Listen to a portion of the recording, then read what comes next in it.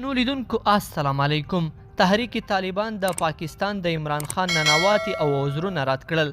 د پاکستان تحریک طالبان ډلې د عمران خان دغه ادعاوې رد کړي چې حکومت له دې وسلوالې ډلې سره په خبرو دی چې اوربند وکړي. د پاکستان صدر اعظم عمران خان تېره ورځ له یوه ترکي تلویزیون سره مرکه کې وویل چې د افغان طالبانو په مرسته یې له پاکستاني طالبانو سره د روغې جوړې خبرې پیل کړې دي.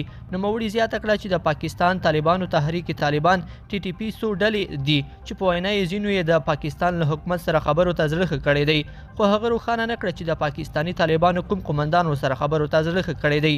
د پاکستان صدر اعظم همدارنګه ویلي چې پاکستان وسلوال به تر وسلې ایښودلو وروسته بخښل کیږي او د هیواد د عادي وګړو په څیر به ژوند کوي. د افغانستان طالبانو هم تر دا مهاله د عمران خان د دې څرګندونو په اړه څه نه دي ویلي، خو پاکستاني طالبانو د عمران خان د څرګندونو د رد ترڅنګ ویلي دي چې دوی د پاکستان له حکومت سره اوربند نه دی اعلان کړی. پاکستان طالبانو مخکې ویلي و چې یوازې پر هغو مذاکراتو باور لري چې له لارې یې په پاکستان کې شرعي نظام ټینګ شي.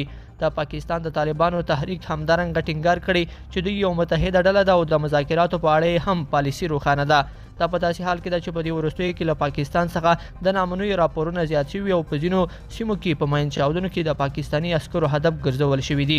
خو د پاکستان پوځ هم په دې وروستیو کې د دغه هیواد په ځینو سیمو کې د عملیاتو پر مهال د پاکستاني طالبانو د ځینو جنګیالیو د مرګ ژوبلې خبرونه ورکړي دي. لیدونکو په دې هیله چې دا مطلب به مو تر پایه لیدلی وي. کومه ویډیو خوښه شوې ویډیو لایک کړئ. تر بیا ښه وخت.